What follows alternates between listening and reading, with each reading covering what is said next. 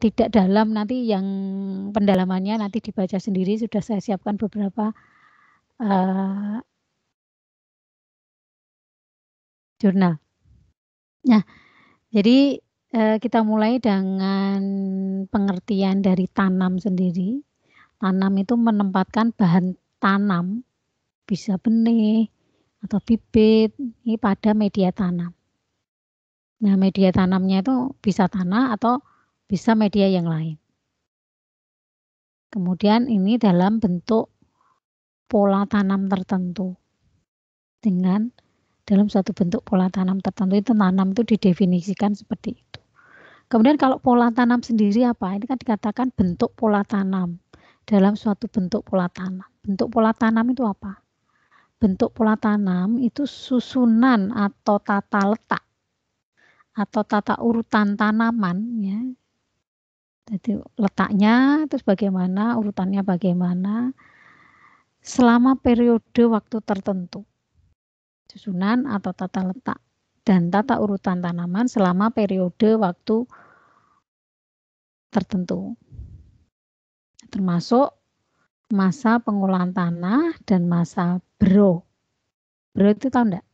Bero itu tidak ditanami selama periode tertentu.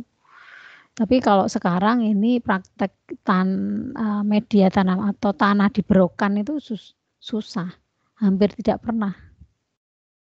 Jadi ditanami kemudian dibiarkan, tidak ditanami berapa lama. Itu namanya diberokan. Kemudian ditanami lagi. Nah, praktek diberokan itu sebenarnya akan fungsinya itu untuk mengembalikan kesehatan tanah. Mengembalikan kesehatan tanah yang semula diberi pupuk, diberi pestisida dan sebagainya, itu biar kembali alami lagi. Nah, kemudian baru ditanami. Nah, itu untuk sebenarnya untuk menghilangkan efek-efek negatif dari praktek budidaya. Seperti pemberian pupuk itu kalau terus-menerus tanah dikasih urea terus-menerus, ya nanti lama-lama struktur tanahnya itu akan berubah menjadi padat. Kemudian pH tanahnya juga nanti akan berubah. Nah, kalau sudah struktur tanahnya berubah, pH tanahnya berubah, apa yang terjadi? Yang terjadi adalah nanti tingkat atau jumlah ketersediaan hara itu berturun. Kemudian juga tadi teksturnya turun, tekstur tanahnya turun, kimianya tanah turun. Nah, itu nanti akan mempengaruhi, ujung-ujungnya mempengaruhi pertumbuhan dan produktivitas tanaman. Itu pola tanam. Nah, kemudian ada yang menyebutkan faktor-faktor yang mempengaruhi keberhasilan tanam. Jadi kalau kita nanam itu ada faktor-faktor yang mempengaruhi, meskipun menurut saya ini ya enggak selalu seperti ini. Misalnya education, pendidikan. Ada pendidikan formal, ada atau pengalaman. Jadi tidak menjamin, kalau menurut saya kalau pendidikan formalnya tentang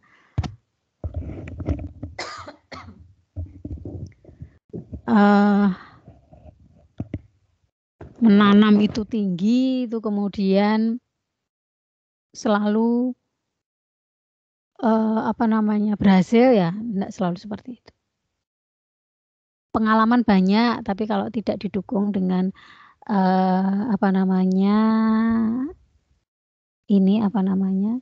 pengetahuan dasar yang memadai, ya kadang-kadang trial and error-nya itu juga enggak gampang gitu. Kemudian skill, nanti kemampuannya tinggi. Inovasi, mampu meningkatkan keberhasilan dengan sumber daya manusia. Kemudian kondisi. Halo? Ibu, maaf menyolah. PPT-nya ini sepertinya tidak jalan, Bu. Oh, tidak jalan? Enggak, Bu. Yang Anda lihat masih judul ya? Iya. Oh, lah inilah kalau di slideshow itu kayak gini. Oke, kalau gitu enggak usah di slideshow. Ya. Ini sudah berubah? Sudah, Bu. Sudah, Bu. Sudah, Ibu. Oke, kalau gitu enggak usah kita slideshow ya. Enggak mau jalan ternyata. Ya, itu tadi inovasi, mampu meningkatkan keberhasilan dengan SDM yang dimilikinya.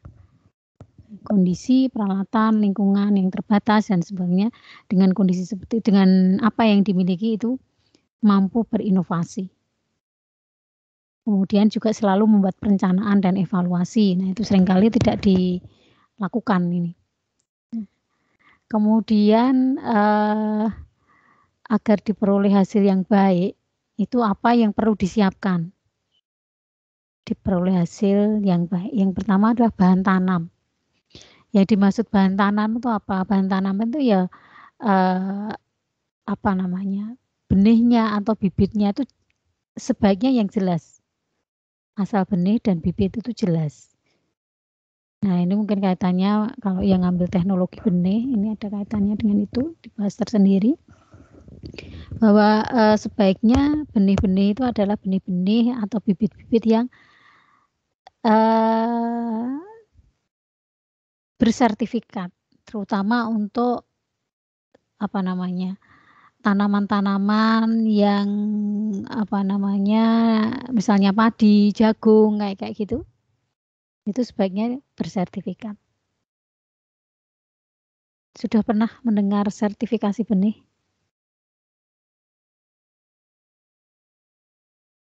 Halo, sudah pernah mendengar istilah sertifikasi benih? Sudah, Bu. Sudah. Ada yang sudah tahu apa itu sertifikasi benih?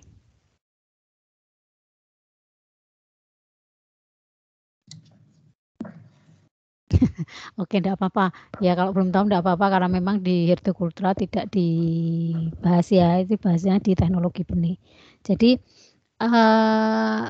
untuk memilih atau menentukan benih yang dipakai itu harus sebaiknya itu dipilih benih-benih yang sudah tersertifikasi, artinya benih-benih yang sudah terjamin kualitasnya. Kalau misalnya gini contohnya, kalau misalnya petani itu nanam padi. Nah, padi benih bibit atau benih yang digunakan itu misalnya benih hasil tanamannya sendiri atau tanamannya tetangga. Nah, itu praktek seperti ini seringkali dilakukan, masih banyak dilakukan. Misalnya saya mau tandur tahu ya? Nanam padi. Kemudian benihnya saya minta tetangga saya yang panen duluan misalnya. Saya beli berapa kilo. Ya itu artinya apa? Artinya benih itu tidak tersertifikasi, tidak terjamin kualitasnya. Kenapa kira-kira kok tidak terjamin kualitasnya?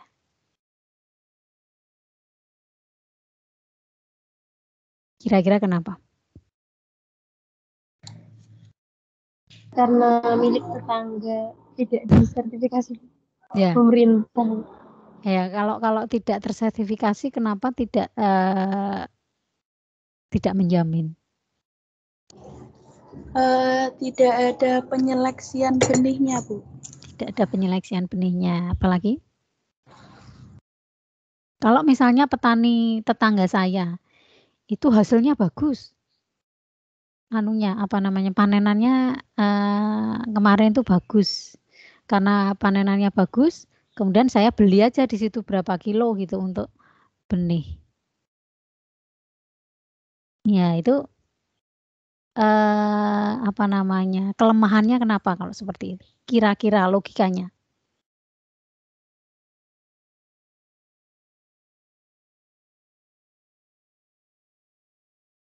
Kenapa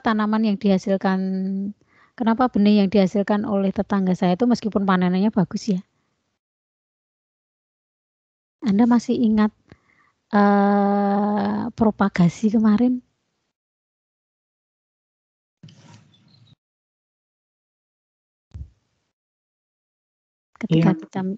Ketika kita mendiskusikan tentang propagasi, kenapa? Jawabannya kenapa? Karena? Mungkin karena bijinya itu kan genetiknya tidak persis sama dengan induknya, jadi bisa ada yang bagus, ada yang enggak, Bu. Nah, seperti itu. Karena nih untuk padi misalnya, jagung misalnya, itu kan perbanyakannya itu atau perbanyakannya secara generatif.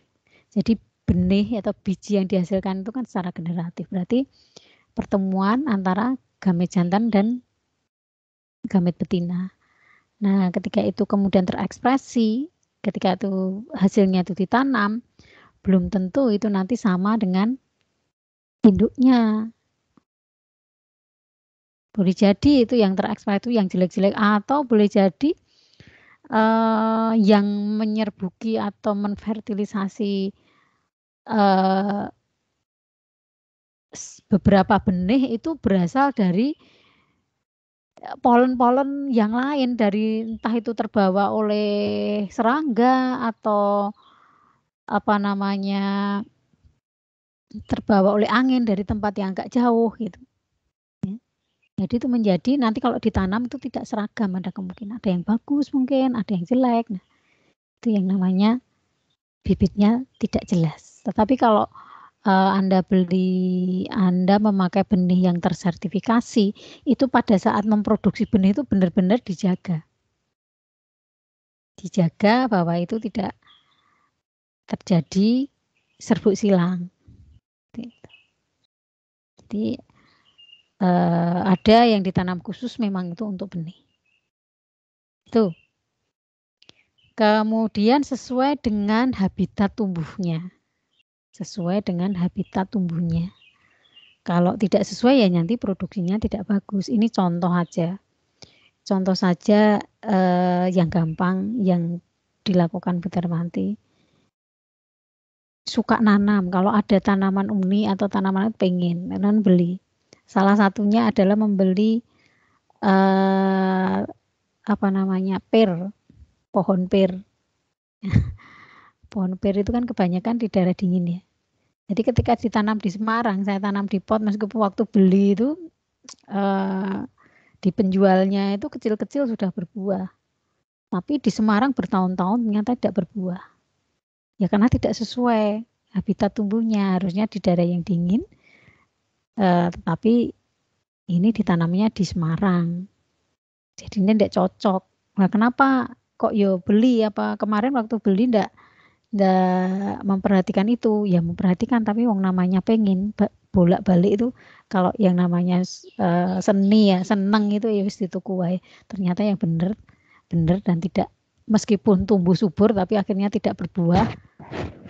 Terus lama-lama bosen yang rawat maksudnya. Itu bahan tanam. Kemudian media tanam. Memahami karakteristik media tanam. Karakteristiknya seperti apa? Apakah liat? Apakah itu airnya bagus?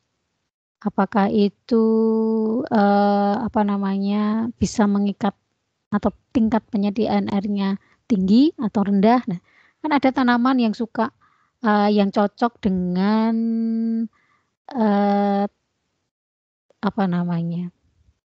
media tanam dengan aerasi yang bagus jadi gembur. Tetapi ada juga yang tidak, seperti ada yang sukanya agak tergenang dan sebagainya. Nah, contohnya pernah melihat tanaman mint ya kemarin ya sudah diperlihatkan. Itu kalau airnya kelebihan sedikit udah busuk. Kalau kekurangan aerasinya tidak baik ya tidak tumbuh dengan baik, jadi harus pas-pas gitu. Agak susah untuk menentukan. Kemudian mengetahui kandungan nutrisi, peralatan yang sesuai, dan persiapan media sesuai budidaya. Kemudian juga lingkungan tumbuh, misalnya iklim, cuaca, kemudian kebutuhan tumbuh tanaman tiap fase pertumbuhannya. Ya, jadi kalau misalnya fase vegetatif lebih banyak daunnya, itu perlu N yang tinggi misalnya. Kalau sudah masuki masa generatif, itu N harus dikurangi. PK-nya yang tinggi. Ya, kemudian sesuaikan tanaman dengan lingkungan, kemudian inovasi, manipulasi lingkungan tumbuh itu antara lain seperti itu. Nah, ini contoh-contoh peralatan tradisional mungkin Anda tidak semua tahu. Ada yang tahu peralatan-peralatan ini?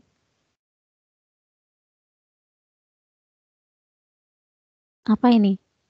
Yang Bu Dharma tunjuk yang di tengah. Atau yang ini? Ini apa ini?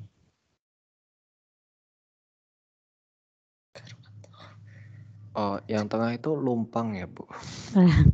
Lumpang. Lumpang. Tuh, lumpang tapi ini dari kayu ya. Kalau dulu Bu Dharma kecil tuh masih ada yang namanya lesung. Ya. Sekarang enggak ada yang pernah lihat ya? Kalau yang ini? Ada, Bu. Ada. Di mana, Mbak? Di rumah. Oh, di rumah masih ada. Wah, bagus itu. Itu perlu perlu dilestarikan itu. Sekarang udah jarang ada. Ya. Kemudian kalau yang ini?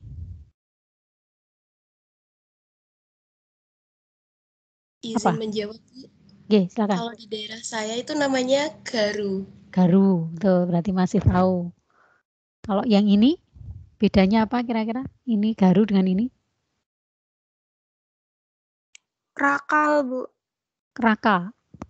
Itu nama daerah mana, Mbak?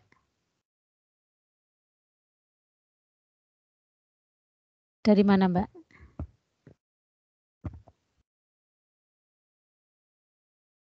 Blora, Bu. Blora. Masih ada orang pakai gini, Mbak? Petani pakai gini? Udah jarang, Bu. Juga jarang ya. Sekarang pakai traktor. Ya, betul. Sekarang pakai traktor. Dan ini, sudah ada yang pernah pegang kayak gini? Ani-ani ini? Pasti tidak ada yang pernah pegang. Belum pernah pegang ya? Nah, zamannya Bu Darmanti masih pakai kayak gini. Oke, itu alat-alat yang tradisional. Kemudian alat-alat yang modern ya tadi seperti yang dilihat tadi. Kalau panen apa ini? Pakai kentang pun sudah pakai alat seperti ini. Nyemprot itu baik herbisida mungkin atau pestisida sudah pakai peralatan yang modern. Nah, kemudian sistem bertanam atau pola tanam tadi ada yang monokultur dan ada yang tumpang sari. Tadi sudah disebutkan. Monokultur itu setiap sistem tanam tunggal. Ya, penanamannya satu jenis tanaman pada sebidang tangan yang pada waktu yang sama. Monokultur satu. Kalau tumpang sari atau intercropping itu sistem tanam campuran. Jadi pada waktu yang bersamaan, pada lokasi yang sama itu ditanam lebih dari satu macam tanaman. Nah, kemudian ini contoh pola tanam monokultur. Ini misalnya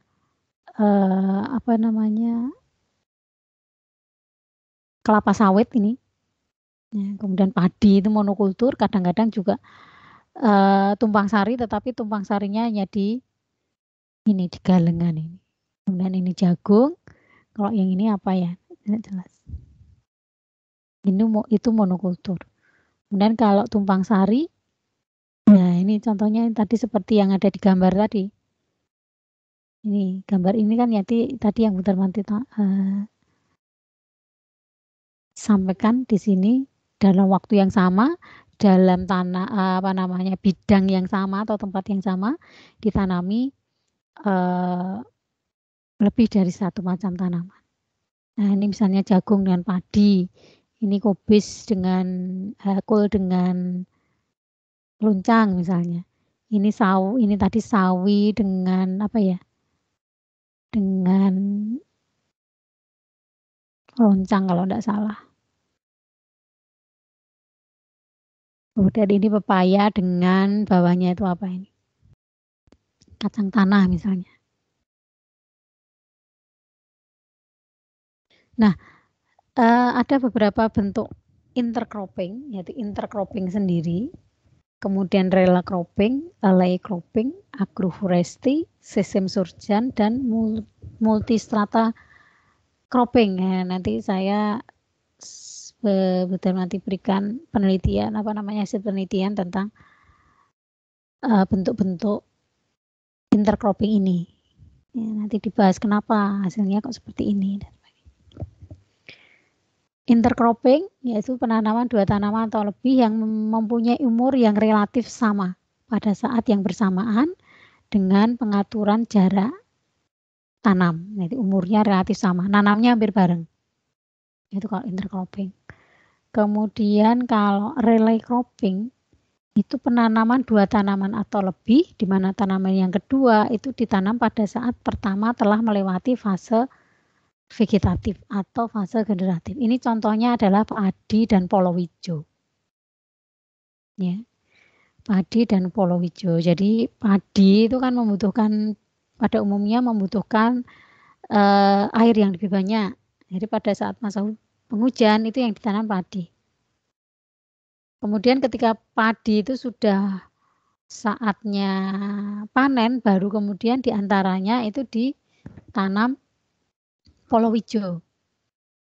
Nah, nanti kalau padinya itu dipanen, palawijanya ini diteruskan. Jadi nanti akan jarak panen antara padi dengan palawija itu akan menjadi lebih pendek. Dan ini palawija itu pada pertumbuhan vegetatif itu perlu air yang lebih banyak, tetapi kemudian pada saat memasuki pengisian polong, ya, jadi setelah berbunga itu justru tidak mau air yang lebih banyak. Jadi ini pas disesuaikan dengan musim. Disesuaikan dengan musim. Nah, terutama ini adalah tanaman-tanaman yang masih lahan-lahan yang masih tergantung dengan hujan. Jadi pengairannya itu pengairan hujan, tergantung hujan. Itu relay cropping. Kalau alley cropping itu penanam tanaman tumpang sari yang berupa tanaman pohon, legum pada kedua sisi tanaman pokok. Tanaman pohon, kemudian legum pada kedua sisi tanaman pokok. Nah, sehingga akan berbentuk seperti pagar atau lorong-lorong. Kalau ini padi ya, bukan legum. Nah, kalau ini legum untuk kacang-kacangan. Ini pohonnya. Jadi pohon menaun, kemudian diantaranya itu diberi tanaman-tanaman semusim. Bisa padi, bisa legum, dan sebagainya.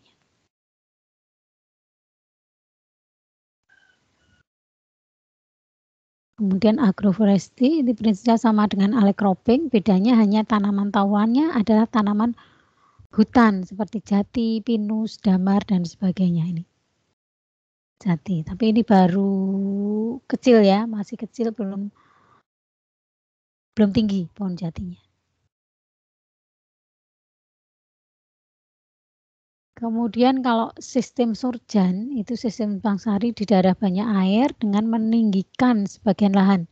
Seperti tadi Mbak siapa itu ada dibuat gulutan-gulutan atau larian-larian. Nah, itu kemudian tanamannya disesuaikan. Yang perlu banyak air ya berarti di lekuannya. Kemudian yang tidak perlu banyak air itu ada di gundukan-gundukannya. Ini disebut sebagai sistem surjan.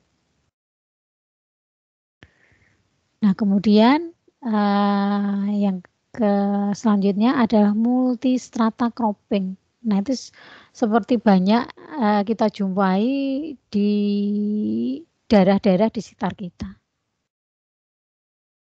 Ya, di tepi-tepi kota itu masih banyak lahan yang seperti ini. Penanaman tumpang sari berbagai tanaman dengan ketinggian yang berbeda. Di sini ada kelapa, kemudian di bawahnya ditanami pisang dan sebagainya. Kalau ini pohon apa ya ini ya?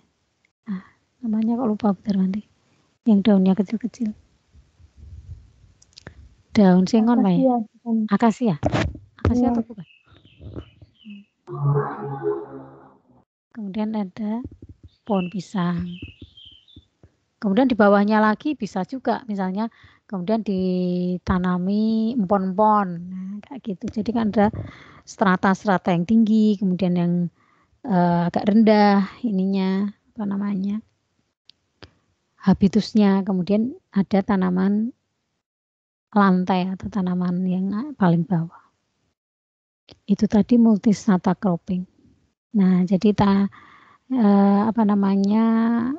pola tanam itu ada yang mono, ada yang multi. Nah, nanti pembahasannya tidak saya sampaikan di sini, nanti Anda baca sendiri jurnalnya. Ya, biasanya Bu Darmati baca jurnal intinya apa, saya tulis di sini, tapi sekarang Anda baca sendiri. Ya. Itu.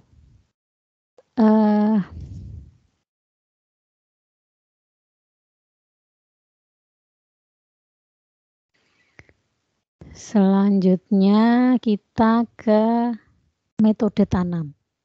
Metode tanam atau cara menanam. Di sini yang akan kita diskusikan hidroponik, aeroponik, dan vertikultur. Yang lainnya nanti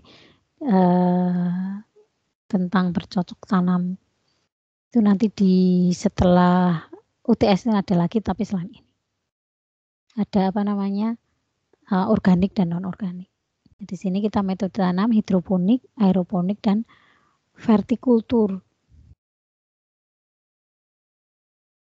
Hidroponik apa? Saya kira Anda sudah tahu semua ya. Jadi pakai air.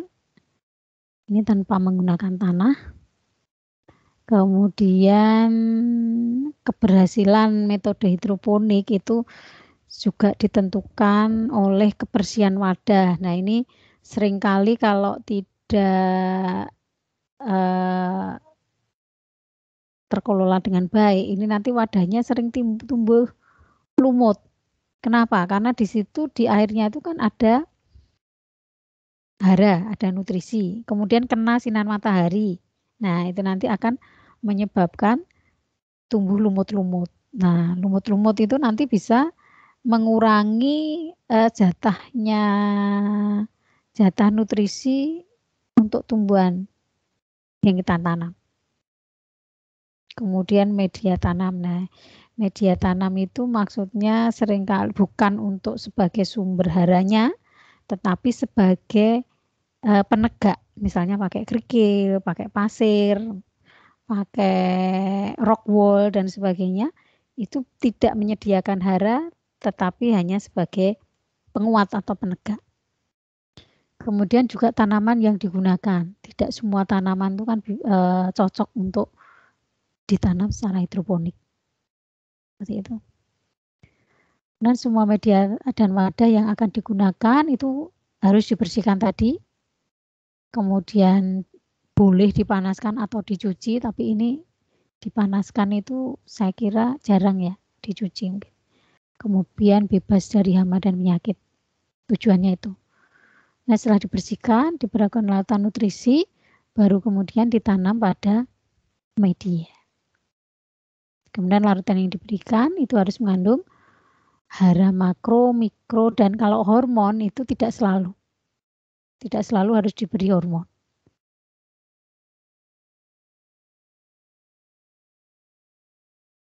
Nah, kemudian media tanam hidroponik tadi bisa arang yang hitam-hitam itu. Bisa batok kelapa, bisa. Kemudian bisa kerikil, bisa pasir, bisa sabut kelapa, bisa silika. Kemudian bisa juga batu karang atau batu bata ya. Kalau potongan kayu itu kok jarang ya, nanti gampang hancur. Kemudian bisa juga busa. Nah, busa itu familiar digunakan untuk penyemaian. Ya, kalau potnya bisa dipakai dengan pot yang macam-macam, bisa barang-barang bekas. Nah, kemudian ini hidroponik itu macam-macam sistem. Ada sistem WIT, sistem RAF, nutrient film teknik, ada metode Dux bucket, ada drip irrigation, ada aeroponik dan vertical gardening. Jadi yang aeroponik tadi meskipun di udara, tetapi tetap hara itu dilarutkan dalam air.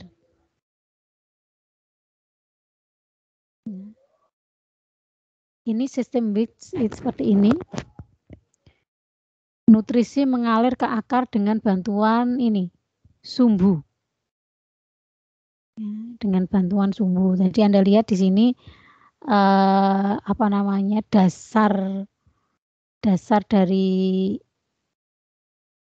tempat ini tidak sampai menyentuh air. Jadi ini seperti sumbu-sumbu pada lampu zaman dulu, mungkin Anda tidak pernah mengalami ya, tidak pernah mengalami. Mungkin di sini minyak tanah kemudian dikasih sumbu. Nah, tapi yang dialirkan ini bukan minyak tanah tapi air yang mengandung hara.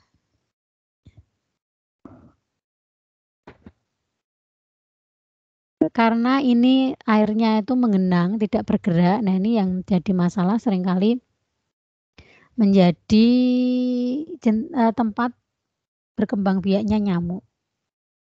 Nah, ini adalah sistem yang mungkin sangat sederhana. Nah, ini bisa dipakai seperti ini ya. Kalau misalnya tidak sedang pandemi, misalnya kita bisa ketemu, kita bisa mempraktekkan ini sebenarnya sebagai tugas. Tapi karena ini pandemi ya, nah, bisa seperti ini. Anda lihat di sini di bawahnya itu sumbunya itu bisa pakai kain perca, misalnya pakai potongan kaos bekas misalnya.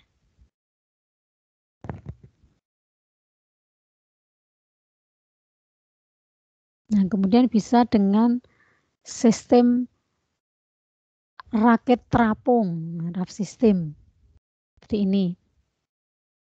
Jadi ini dasar dari tempat ini yang seperti gelas ini terendam di dalam larutan hara. Beda dengan yang tadi, which tadi pakai sumbu. Ya, ini juga sederhana. Kemudian contohnya ini. Sekarang tuh banyak dijual instalasi ini jadi ya untuk hobiis itu.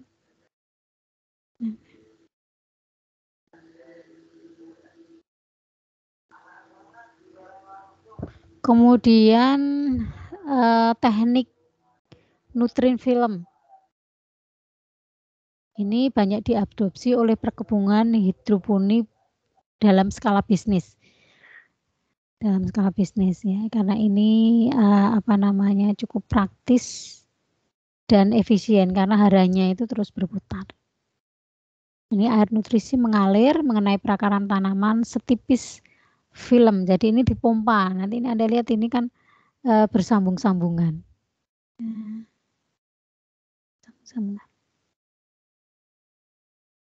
Tanaman diletakkan ke dalam talang atau pipa PVC, kemudian dialirkan nutrisi. Selanjutnya. Nah, ini biar teknik NFT ini biar air dan hara itu tetap mengalir, ini dibuat miring. Jadi nanti ini bersambung-sambungan gitu ya, kemudian miring tertampung di sini, kemudian ini diambil lagi, dipompakan, dimasukkan lagi. Seperti itu. Nah, ini perlu modal yang cukup lumayan karena harus ada pompa dan ini kan harus pakai listrik. Gitu. Kemudian seringkali juga terus dikasih aerator. Ya, seperti gelembung-gelembung pada akuarium itu.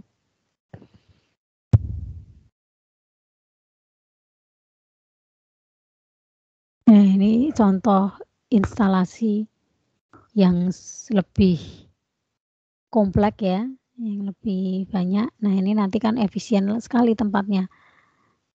Nah, ini kalau skala rumah tangga Anda nanamnya jangan sekaligus banyak, tetapi mungkin bertahap biar nanti masa panennya itu juga bertahap.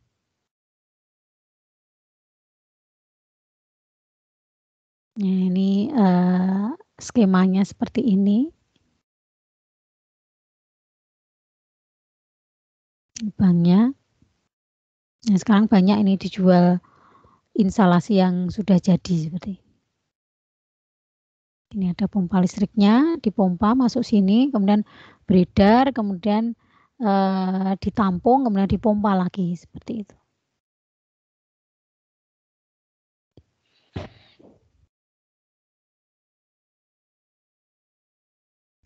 Kemudian selanjutnya adalah metode Dutch bucket. Ini metode banyak digunakan untuk menanam sayuran. Kemudian pot diisi dengan media tanam, bisa perlite, bisa zeolit atau hidroton. Macam-macam kalau kita main-main ke tempat toko yang menjual peralatan-peralatan gini, macam-macam. Dan nutrisi dialirkan melalui pipa atau selang kecil menggunakan pompa. Air nutrisi mengalir dari permukaan pot menuju ke bawah pot, kemudian mengenai perakaran tanaman. Kemudian pot bagian bawah tidak berlubang, pot bagian bawah yang tidak berlubang, pot dilubangi di bagian samping dan dipasang pipa untuk mengalirkan sisa nutrisi. Ini gambarnya ini. Ya, jadi lubangnya itu tidak di bawah lubang pembuangannya, tetapi di samping. Di samping, kemudian ditampung lagi, kemudian dialirkan lagi. Seperti itu.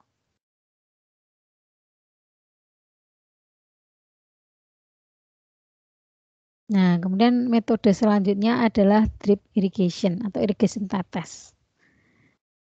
Ya, ini prinsipnya mengalirkan hara sedikit demi sedikit. Jadi hanya ditetesi. Tetesi, kemudian di bawahnya itu ada penampungan. Ini drip system. Jadi menyiraminya itu setetes demi setetes. Jadi lebih efisien.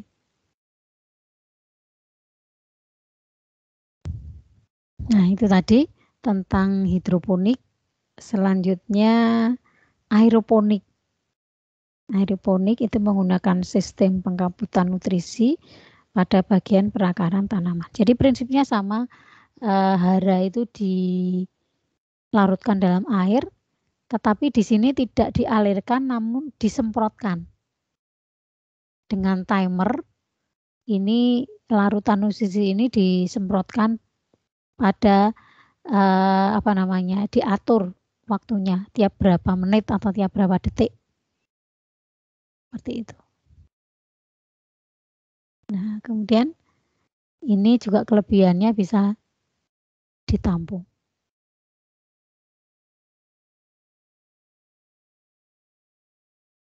Ini contoh-contohnya aeroponik. Anda lihat di sini tidak ada air yang dialirkan tetapi disemprotkan. Nah, ini kalau jadi jadi hiasan gitu bagus sekali. Sama seperti ini.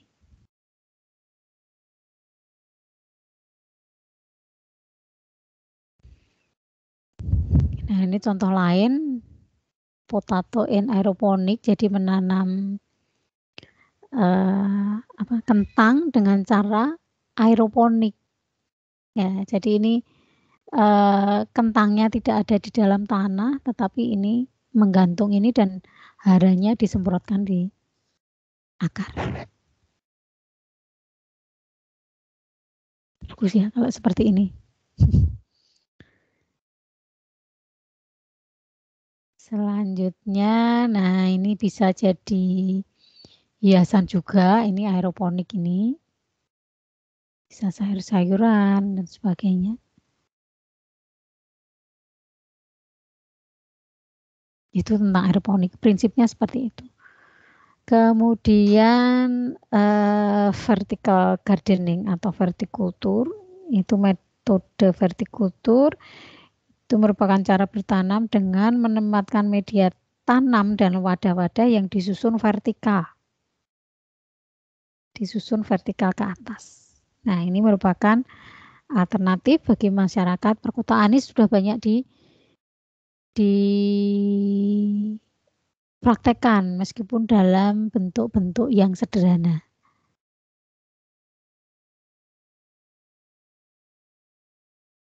Nah, ini nanti bisa dibaca sendiri. Anda bisa lihat contohnya adalah seperti ini. Vertical garden atau vertikultur ini penalon yang dilubang-lubangi. Atau pakai botol-botol bekas bisa. Ini malah yang paling sederhana itu pakai plastik-plastik kresek ya. Tapi ini mestinya ya nggak kuat.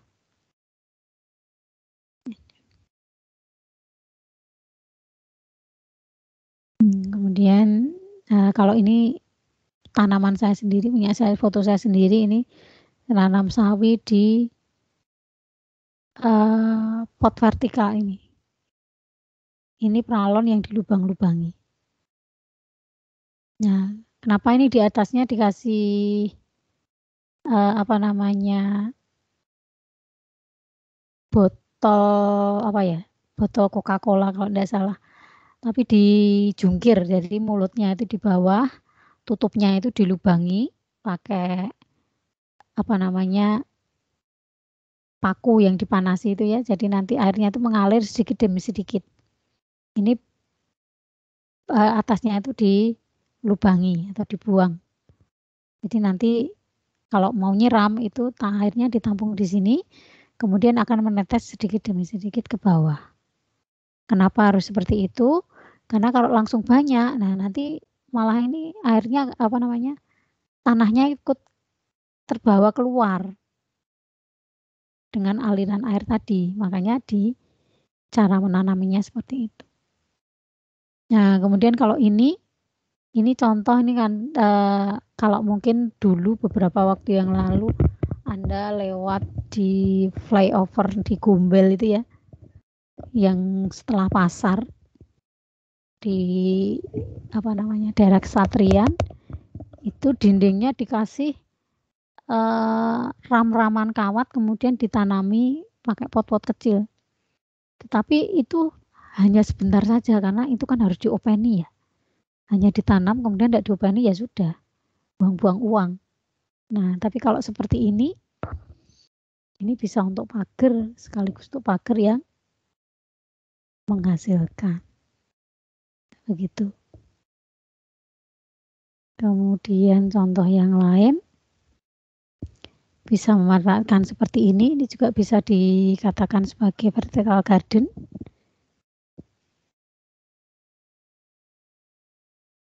Kemudian nah ini kalau modern ya, kalau sudah modern ini dalam bangunan yang cahayanya pun diatur. Nah, di Jepang itu banyak pertanian yang seperti ini. Ya, bersih, pertanian yang bersih. Kemudian tingkat pencahayaannya juga bisa diatur, suhunya bisa diatur. Tapi itu membutuhkan investasi yang sangat besar. Seperti itu. Kemudian, nah ini tadi, ini adalah contoh aeroponik dalam besar-besaran. Ini kalau Anda lihat bandingkan ini ada gambar orangnya di sini segini, kemudian ini bangunannya besar, kemudian ini bertingkat-tingkat, ini ada banyak sekali tingkat. Kemudian tanamannya itu digantung-gantungkan gitu ya, seperti digantung-gantungkan. Kemudian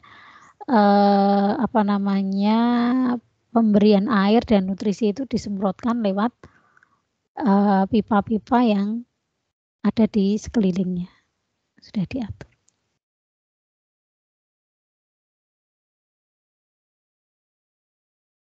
Itu ada yang mau ditanyakan atau didiskusikan, monggo.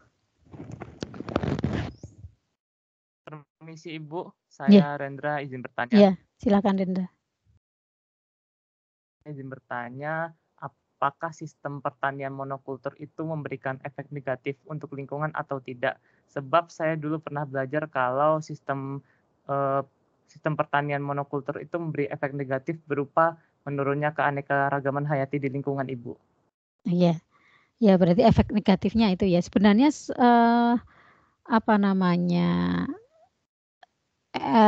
baik monokultur maupun multikultur itu ya ada plus ada negatifnya, ada positif ada negatifnya.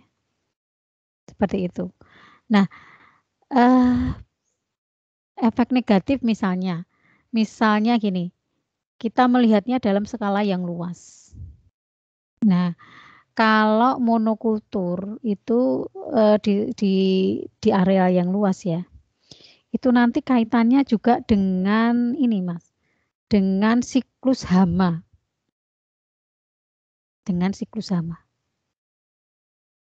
Ya, ada positif, ada negatifnya. Jadi kalau misalnya hama padi ya, kemudian itu akan menyerang tanaman padi itu bisa dalam skala yang luas.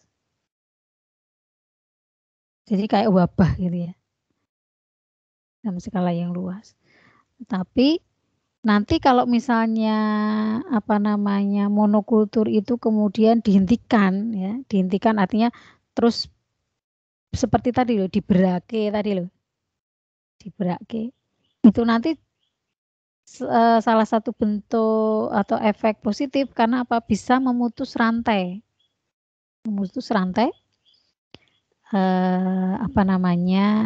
Penyebaran tadi hama dan penyakit tadi.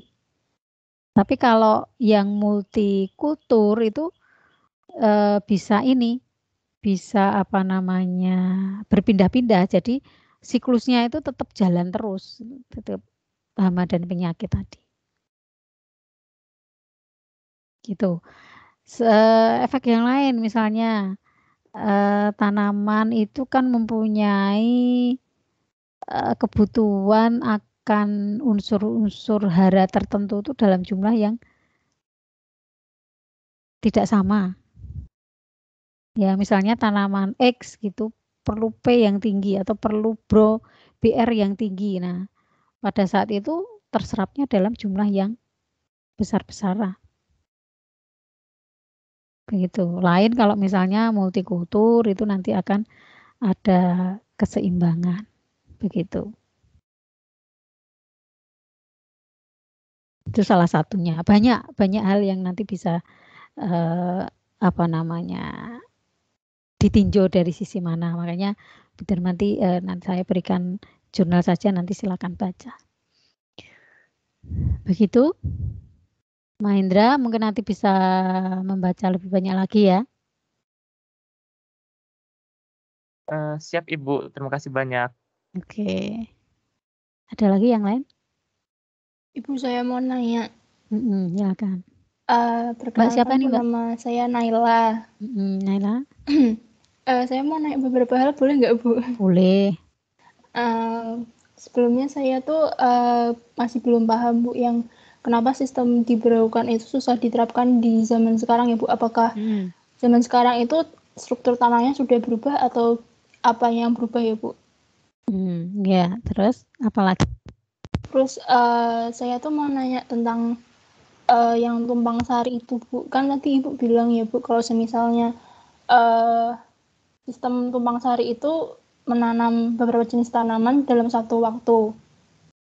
Nah, itu saya mau nanya, Bu, apakah ada kayak ketentuan gitu ya, Bu? Soalnya maksudnya kayak semisal kita udah nanam mangga terus nggak boleh ditanam apa gitu, Bu, atau semisalnya kita kalau semisalnya mau bikin suatu kebun yang yang bersifat tumpang sari itu harus menentukan tanahnya tuh tanah apa dulu gitu, Bu.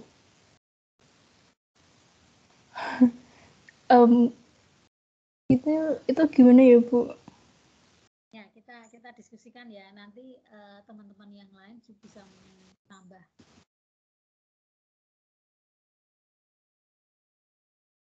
Ada pendapat dari teman-teman. Pertama di Berokan ya. Sebenarnya di Berokan itu, kenapa sekarang praktek di Berokan itu praktek seperti zamannya Bu Darmanti masih kecil itu masih mengalami seperti itu. Jadi setelah panen padi, eyangnya Bu Darmanti dulu itu petani. Setelah nanam padi, habis panen itu tidak terus langsung ditanami. Jadi dibiarkan saja begitu.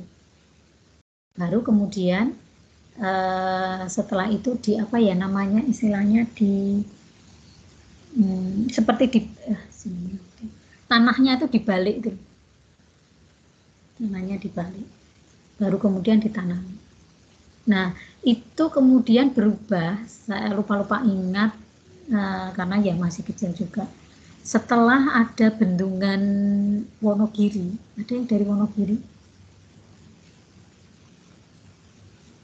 Nah, setelah ada pengairannya itu terus-menerus ada, itu jadi tidak dilakukan seperti itu, jadi terus saja ditanami, karena air ada. Karena air ada terus ditanami, sehingga tidak pernah diberaukan itu. Nah, kenapa sekarang tidak? Itu sebenarnya kalau menurut Bu Darmanti itu lebih ke hitung-hitungan ekonomi. Jadi kan yang semula itu panen padi itu 2 kali, sekarang karena terus-menerus ditanami jadi hanya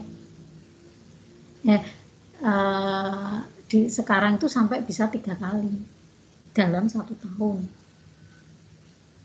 Nah, dalam praktek pertanian yang terus-menerus seperti itu, apalagi sekarang itu pemupukannya itu lebih banyak dengan pupuk kimia ya. Banyak dengan pupuk kimia. Seperti gampangnya saja pakai urea. Pakai urea, yaitu N, sumber nitrogen ya.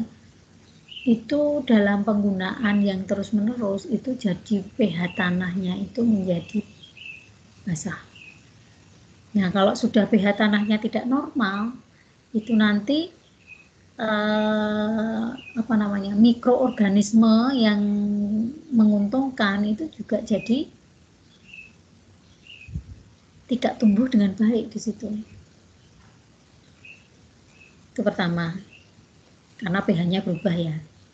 Kemudian pH yang berubah itu juga akan mempengaruhi kemampuan absorpsi hara. Jadi hara itu kan diabsorpsi atau masuk ke dalam akar tanaman itu dalam bentuk ion-ion, baik anion maupun kation. Nah, kalau pH-nya tidak normal, ya nanti akan mempengaruhi. Anda tahu bahwa pH itu kan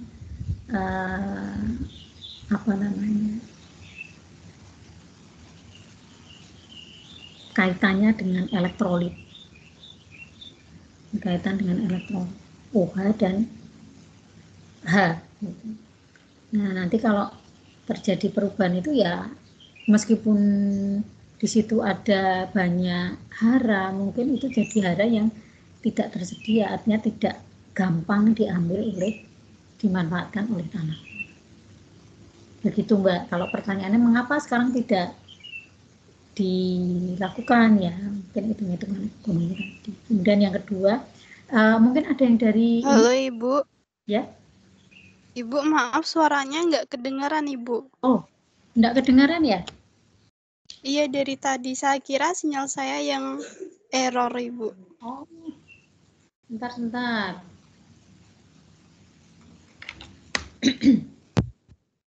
Apakah sudah kedengaran? Sudah Ibu. Padahal Bu Darmanti sudah ngomong panjang tadi. Sudah ngomong. Tidak kedengaran sama sekali atau kecil? Kecil Bu. Tadi di awal kecil Bu, tapi di pertengahan tadi sudah terdengar. Oke, ya berarti sudah dengar ya. Betul, dari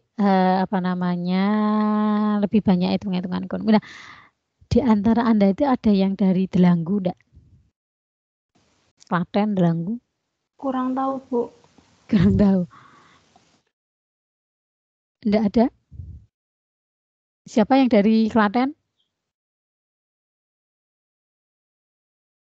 Halo, enggak ada berarti ya, enggak ada yang dari Klaten ya. Klaten, Delanggu, lah itu pernah suatu saat tahun berapa Bu Darmanti lupa. masih mahasiswa saat itu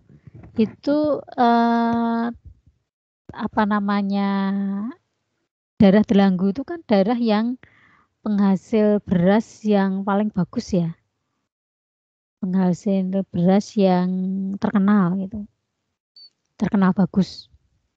Nah pada suatu saat itu karena terus menerus ditanami tanpa berhenti, tanpa diberokan dengan pupuk kimia, itu suatu saat produktivitas padi itu benar-benar sangat jelek.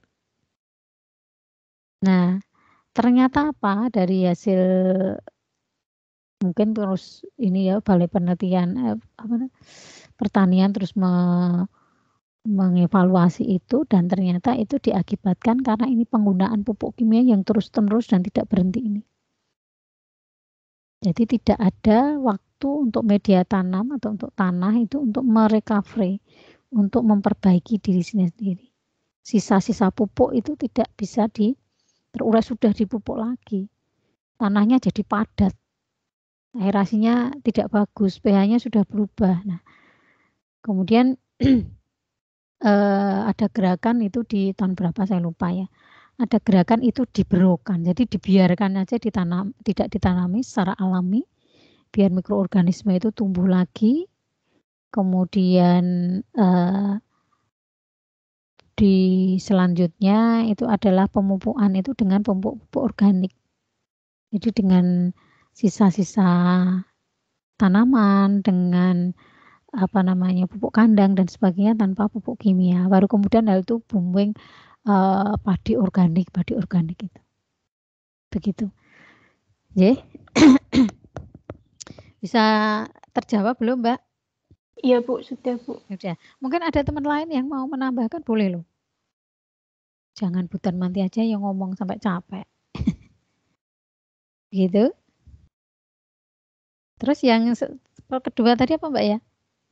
Yang kedua tadi itu intinya ada nggak Bu yang kayak cara biar antara beberapa jenis tanaman ini tuh bisa sama-sama tumbuh gitu Bu, kan kalau tumpang sari gitu kan kadang-kadang kan ada yang rebutan ya Bu, maksudnya ya, rebutan saudaranya itu. Nah itu ada cara yang kayak biar semuanya tuh bisa sama tumbuh gitu nggak Bu? Maksudnya bagus sekali. Kalau dikatakan rumus pasti gitu ya, tidak ada ya, mestinya tergantung juga tanamannya. Jadi kalau misalnya mau menanam itu harus dilihat kombinasinya itu apa gitu ya. Misalnya tanaman yang dibuat agar pertumbuhan vegetatifnya itu tidak bareng misalnya. Sehingga tadi ada yang menanamnya itu kan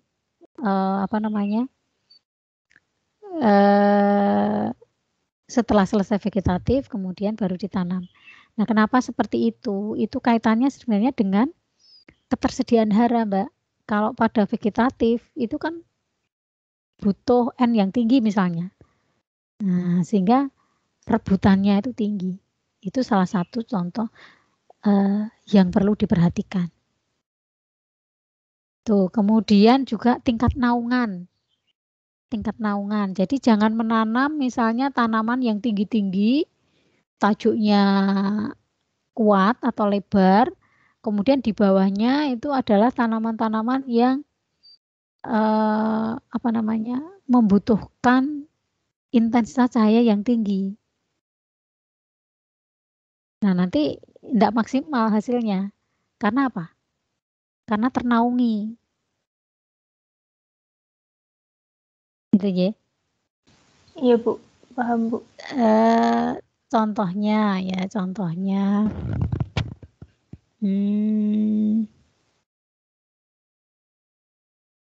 saya pernah ditanya teman dari Balai Penelitian Karet, ya, teman kuliah S1 kemudian dia kerjanya di Balai Penelitian Karet. Tanaman karet, pernah melihat tanaman kebun karet ya? Pernah enggak? Kebun karet. Sepertinya pernah Bu. Ya, di daerah Boce. Oh, dia daerah Buja, kemudian di daerah Bergas itu ada ya. Nah, itu dia tanya sebagai orang biologi ya. Itu kalau tanaman apa namanya? Karet itu mau ditumpang sari itu kan bawahnya kan sebenarnya di bawah tegaan itu tempatnya apa namanya? Lahannya kan cukup cukup luas ya. Jadi kok ceritanya iman-iman gitu tidak di ini. Kemudian ada saran enggak gitu. Namanya temen ya hanya ngobrol-ngobrol. Kalau yang saya sarankan ya pakai tanamlah tanaman-tanaman yang jangan diambil produksinya itu dalam bentuk buah, dalam bentuk bunga misalnya. Karena apa? Itu kan ternaungi ya. Ternaungi. Jadi apa namanya? Pilihlah tanaman-tanaman yang diambil vegetatifnya.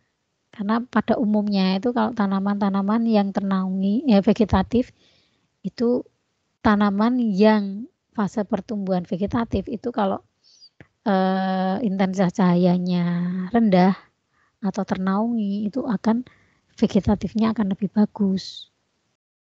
Seperti itu. Atau misalnya kalau boleh saya sarankan itu misalnya ini empon-empon tuh tahu enggak? Empon-empon dikasih tanam jahe, apa namanya? Kunir kayak gitu. Nah, itu yang harus diperhatikan. Jadi habitus atau perawakan tanamannya itu juga harus diperhatikan. Gitu, Mbak. Apalagi kemudian jarak tanam. Jarak tanam juga perlu diperhatikan. Ada tanaman-tanaman tertentu itu yang sifatnya itu invasif. Seperti misalnya ini, Mbak. Yang untuk penelitian Mbak Indah itu apa? Sorghum. Tahu sorghum? Sorghum atau cantel. Ya. Mungkin ada yang gabung penelitian dengan Mbak Indah itu. Indah dan kawan-kawan itu ya. Hibahnya itu dapat didanai dengan penelitian itu. Sorghum yang digunakan atau daun cantel atau sorghum yang digunakan sebagai bioherbisida. Nah, itu prinsipnya kan kalau tanaman itu tercekam, alih leukemianya tinggi. Jadi ketika herbisida, ketika apa namanya tanaman itu tercekam, kemudian dibandingkan dengan tanaman yang tidak tercekam, itu keampuhannya itu lebih tinggi yang tercekam. Karena kalau tercekam itu kan tanaman beradaptasi dengan menghasilkan alih leukemia.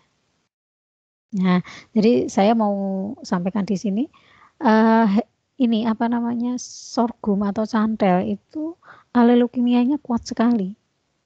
Jadi kalau mau nanam misalnya cantel ditumpang sarikan dengan kedelai misalnya, itu jangan dekat-dekat. Kenapa? Nanti pertumbuhan kedelainya tidak maksimal karena tadi terganggu oleh alih leukemia yang mungkin dilepaskan oleh sorghum ke akar tadi, ke lingkungan tadi. Begitu ya, Mbak. Jadi ada beberapa hal yang harus diperhatikan. Oke, ada lagi yang mau ditanyakan? Terima kasih, Bu.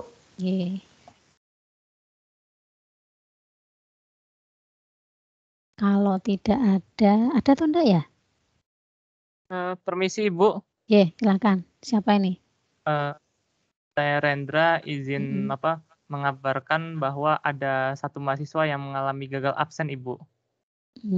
Oke. Siapa namanya? Khoiri, Ibu.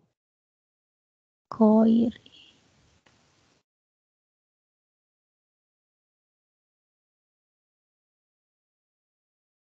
Khoiri mana ini ya? Ini Yosi Rizal tuh enggak pernah masuk ya? Ya Bu, tadi yang gagal absen tadi Khoiri Amana Robi. Kemudian kalau untuk Kak Yose itu saya sendiri masih kurang tahu Ibu. Maaf. Ya, enggak apa-apa. Oke. Masih ada yang perlu didiskusikan?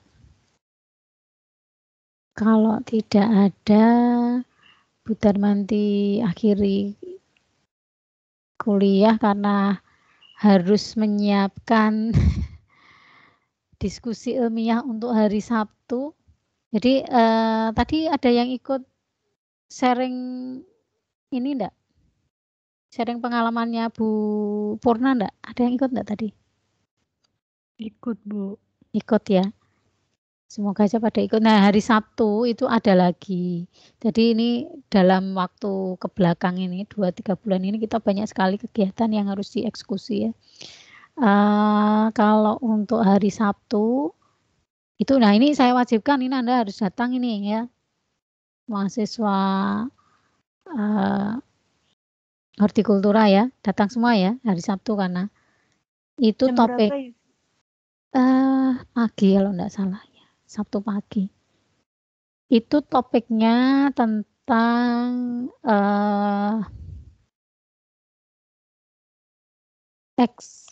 eksplorasi sumber kolagen. Nah, bagus kan ini. Eksplorasi sumber kolagen dari tanaman-tanaman, dari porang dan sebagainya. Itu nanti narasumbernya dari, saya kayak kok lupa ya, ITS kalau enggak salah. Itu kemudian yang satu lagi tentang bioprospeksi kriptogami, tanaman kriptogam atau tanaman yang berspora. Tanaman berspora itu ya lumut, kemudian paku kayak gitu. Ya. Jadi hal-hal yang sekarang belum familiar atau belum dieksplor itu berusaha untuk kita perkenalkan ke mahasiswa sehingga ini nanti diharapkan akan menimbulkan ide-ide inspirasi untuk mahasiswa. Ya, ikut ya. Saya wajibkan untuk hortikultura untuk ikut. Nah, ini sudah ditunggu untuk seharusnya tadi aja. Oke, sampai sini ada yang mau ditanyakan? Tadi sudah tanya, enggak ada ya. Oke, kalau begitu saya akhiri kuliah hari ini. Ini materi ini nanti saya upload di Kulon beserta jurnalnya. Nanti jurnal-jurnal itu dibaca untuk melengkapi materi hari ini. Materi hari ini memang saya tidak bisa lebih dalam karena materinya banyak dan harus saya buru-buru. Jadi nanti Anda harus membaca sendiri referensi jurnal yang sudah saya siapkan. Gitu ya. Oke. Kalau begitu kuliah kita akhiri, Anda bisa meninggalkan forum. Wassalamualaikum warahmatullahi wabarakatuh. Waalaikumsalam warahmatullahi wabarakatuh. Terima kasih, Bu. Ya. Terima kasih, Bu Darmanti.